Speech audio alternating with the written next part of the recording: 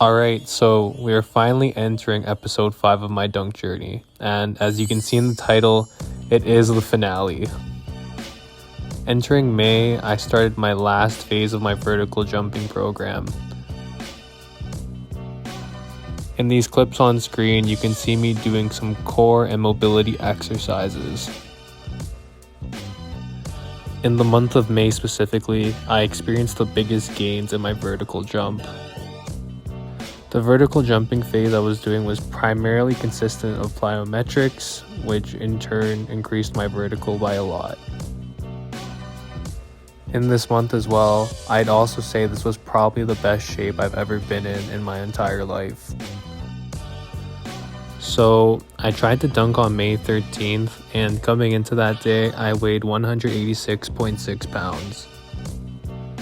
I don't know if it was because my body was feeling weird or it was extremely early in the morning, but this day specifically I felt like I could not jump high despite how light I was.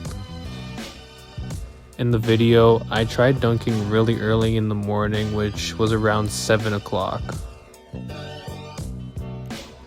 In this dunking session as well, it was probably the weakest my legs ever felt while trying to jump.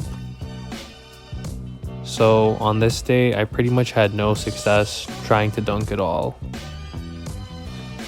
I definitely didn't get discouraged though, because this day just motivated me even more to work harder. Every day is always a learning experience for dunking. But yeah, as I said before, there was absolutely no success on this day, and even in my previous video, it probably looked like I got closer on some attempts.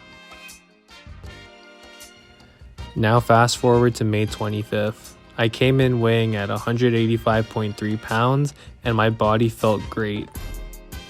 The reason I didn't try to keep any progress between the 13th and the 25th was because I was busy doing videography and schoolwork.